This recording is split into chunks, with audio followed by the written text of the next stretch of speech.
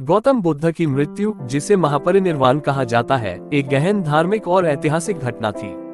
बुद्ध का जीवन उनके अनुयायियों के लिए अपार प्रेरणा का स्रोत था और उनकी मृत्यु ने उनके अनुयायियों को नई दिशा और मार्गदर्शन दिया। बुद्ध का जन्म 563 बीसी में हुआ था और उन्होंने लगभग 80 वर्ष की आयु में 483 बीसी कुशीनगर, वर्तमान उत्तर प्रदेश, भारत में अंतिम सांस ली।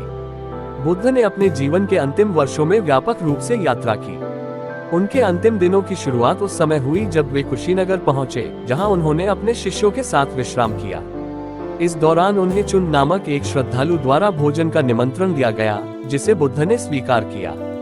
कहा जाता है कि चुन ने बुद्ध को सुकरमदव नामक एक विशेष व्यंजन परोसा।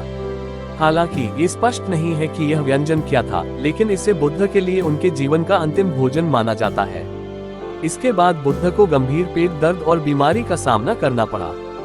बुद्ध ने अपने शिष्यों से कहा कि चुन के प्रति किसी भी प्रकार की नकारात्मक भावना नहीं होनी चाहिए, क्योंकि उसने ये भोजन प्रेम और श्रद्धा से दिया था। बुद्ध की शारीरिक स्थिति बिगड़ने लगी और उन्होंने कुशीनगर में साल वृक्ष के नीचे अंतिम विश्राम किया।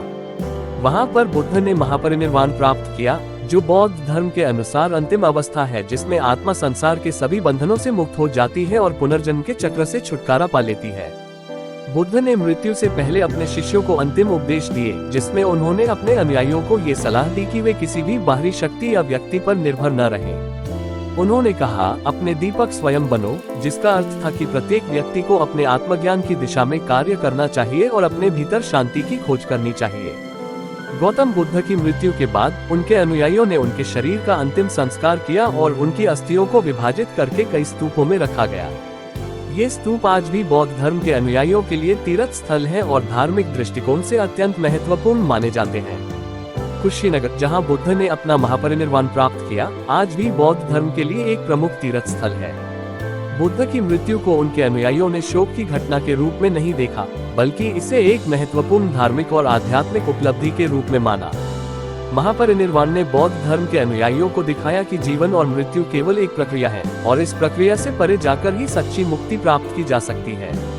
बुद्ध की शिक्षाएं, उनके उपदेश और उनके द्वारा दिए गए मार्गदर्शन ने बौद्ध धर्म को मजबूत किया और उनके अनुयायी आज भी उनके द्वारा दिखाए गए मार्ग पर चलते हुए ध्यान, करुणा और शांति का अनुसरण करते हैं।